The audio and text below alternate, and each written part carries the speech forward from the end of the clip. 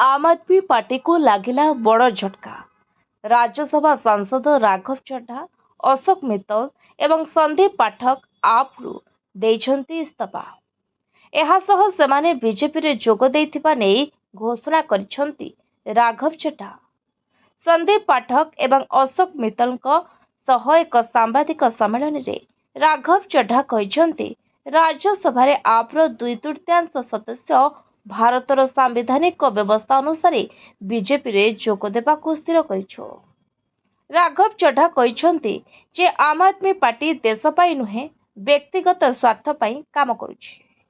दुर्नीति दूर करबा नारे गठित ही दल दुर्नीतिग्रस्त व्यक्ति हाथ में अछि।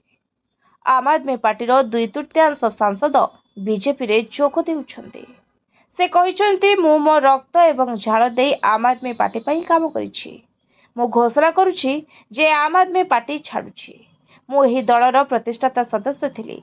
हुएत मो अपेक्षा एही दल को केही भल भाबरे जानि परिबे नाही।